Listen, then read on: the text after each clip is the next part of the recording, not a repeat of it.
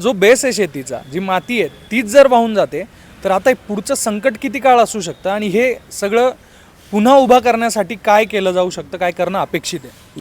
मराठवाड्यामधल्या नदींचा जर आपण अभ्यास केला किंवा जर पाहिलं तर गोदावरी जर सोडली तर बाकी ज्या मांजरा असेल, सीना असेल किंवा बाकीच्या ज्या छोट्या छोट्या नद्या आहेत म्हणजे सर्व जिल्ह्यातल्या त्या नद्यांचं पात्र उथळ आहे नंबर एक.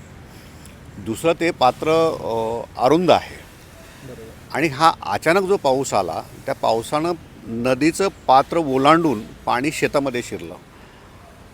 दुसरीकडे एकीकडे नदीचं पात्र शेतात आलं त्याच्यामुळे झालेलं नुकसान आहे आणि या मराठवाडा विभागामध्ये जे छोटे छोटे बंधारे बांधले होते म्हणजे पाझर तलाव असेल, केटीवेर असेल, पाऊसच नसल्यामुळे त्याच्या डागडुगीचा आत्तापर्यंत काही प्रश्नच येत नव्हता. म्हणजे कुठल्या तरी बंधाऱ्याला काहीतरी चाऱ्या काढलेल्या आहेत, त्याचं कॅनल काढलेलं आहे, त्याचे मेंटेनन्स केलेलं असं नव्हतं झालेलं, त्याचे नियोजनच नव्हतं काही आणि त्याच्यामुळे अचानक हे सगळं झालं आणि छोटे छोटे बंधारे असतील किंवा केटीवेर असतील, पाझर तलाव असेल, हे सगळे वाहून गेलेले आहेत आणि ते सगळं भुईसपाट झाल्यामुळे जमिनीमध्ये पाणी आहे. आत्ताही तुम्ही कुठेही जिल्ह्यात विशेषतः धाराशिव, लातूर, जालना जिल्ह्याचा हा जो अंबड आणि तो जो परिसर आहे म्हणजे गोदावरीचा परिसर आहे तिथे आजही गुडघे इतकं पाणी आहे शेतांमध्ये.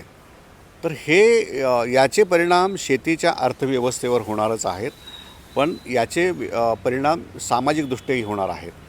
आता यावर्षी अजून एक गोष्ट घडली की मराठवाड्यामध्ये क्रॉप लोन देण्याचं जो प्रमाण आहे विशेषतः नॅशनल बँकांचं ते 30% आहे. म्हणजे यावर्षी क्रॉप लोनच दिलं नाही. ते का दिलं नाही की मागच्या क्रॉप लोनची वसुली झाली नाही या सबबीखाली यावर्षी नव्याने क्रॉप लोन दिलं नाही आणि शेतकऱ्यांनी काय केलं की ज्या खाजगी सावकार असतील किंवा छोट्या छोट्या ज्या स्मॉल सेविंग्ज फायनान्स कंपन्या आहेत त्यांच्याकडनं कर्ज घेतलं. या कर्जाचे व्याज जे आहे ते साधारणपणे 18 ते 19% दरम्यान आहे आणि हे चक्रव्याढ पद्धतीने ते व्याज आकारतात. आता खरीपाचं पीक आल्यानंतर ते बाजारामध्ये देऊन दिवाळीपूर्वी हे सगळं त्यांना कर्ज फेडायचं होतं पण आता शेतातच पीक नाही, हे कर्जाची परतफेड करणं. आता कर्जाची परतफेड जर झाली नाही तर भीती अशी आहे की मोठ्या प्रमाणामध्ये या भागात आत्महत्या वाढू शकतात. कारण इतकं फ्रस्ट्रेशन शेतामध्ये आहे, शेतकऱ्यांमध्ये आहे. कारण आता त्यांचं भविष्य पुढचं जे आहे ते सगळं पावसाने वाहून नेलेलं आहे.